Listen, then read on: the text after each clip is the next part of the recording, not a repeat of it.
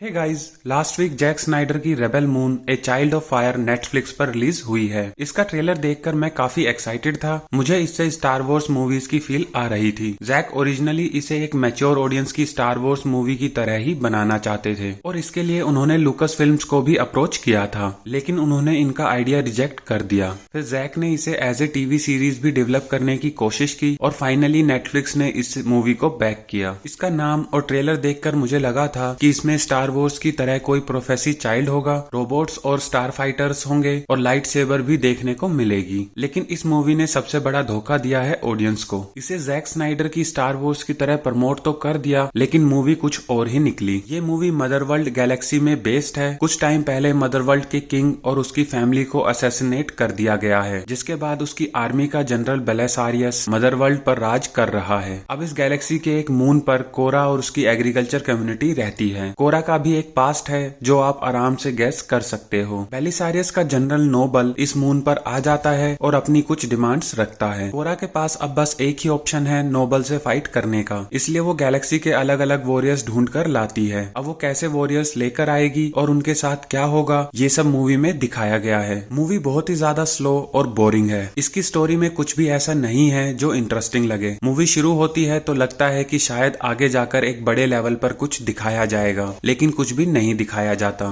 कोरा जिस भी वॉरियर को अपने साथ लाना चाहती है वो सभी पहले मना करते हैं और फिर कोरा एक डायलॉग मारती है और वो मान जाते हैं। इससे बड़ा टोक नो जुत्सु मैंने लास्ट किस मूवी में देखा था याद नहीं। अगर आप एनिमे देखते हो तो ये रेफरेंस समझ जाओगे। वैसे भी जो भी वॉरियर उनके साथ आते हैं वो लास्ट की फाइट में कुछ खास करते हुए नहीं दिखाए जाते। इसका एग्जाम्पल देता हूँ, जैसे पहला वॉरियर टारक जो किसी भी बीस्ट को कंट्रोल कर सकता है, लेकिन कोई बीस्ट दिखाया ही नहीं जाता फाइनल फाइट में। और दूसरी नेमेसिस जिसकी स्पेशलिटी स्वॉर्ड्स है, लेकिन वो भी गन्स ही यूज कर रही होती है। समझ नहीं आता इतनी क्वालिटी दिखाने का क्या फायदा जब उनसे स्टैंडर्ड काम ही कराना है। इसके एक्शन की बात करें तो इसमें 3 गन फाइट्स और एक हैंड टू हैंड कॉम्बैट है जो बहुत ही अच्छा है, लेकिन गन फाइट्स बकवास हैं। मुझे ऐसा एक्शन पसंद है जो फास्ट मूव करे और उसके बीच बीच में स्लो मोशन शॉट्स हो, लेकिन इसके तीनों गन फाइट्स पूरे के पूरे स्लो मोशन में ही है। मुझे पता है जैक स्नाइडर को स्लो मोशन शॉट्स यूज करना पसंद है, लेकिन ये कुछ ज्यादा ही हो गया। सारे शॉट्स स्लो मोशन की वजह से मुझे तो फाइट सीन्स बिल्कुल ही बोरिंग लगे और जैसे आप एक फाइट की अर्जेंसी फील करते हो वो नहीं फील होती। इस मूवी में अगर कुछ देखने लायक है तो वो है इसकी वर्ल्ड बिल्डिंग और इसके विजुअल्स, जो स्नाइडर की हर मूवी की तरह है, लेकिन देखने में बहुत ही अच्छे लगते हैं। मेरी तरफ से इस मूवी को मिलेंगे 5 में से 2 स्टार, वो भी सिर्फ विजुअल की वजह से। आप भी कमेंट करके बताओ आपको मूवी कैसी लगी। इसका सेकंड पार्ट भी 19 अप्रैल को नेटफ्लिक्स पर रिलीज किया जाएगा और उसका एक ट्रेलर भी रिलीज कर दिया गया है। वो ट्रेलर देखकर भी अब मुझे लग रहा है कि उसमें भी आधी से ज्यादा मूवी सिर्फ कम्युनिटी के लोगों की ट्रेनिंग और कैरेक्टर्स का पास दिखाने में निकल जाएगी और फाइट सिर्फ लास्ट में होगी। बस विश करूंगा कि उसमें भी इतने स्लो मोशंस यूज ना किए जाए। Thank you. वीडियो अच्छी लगी तो लाइक कीजिए और चैनल को भी सब्सक्राइब कर दीजिए।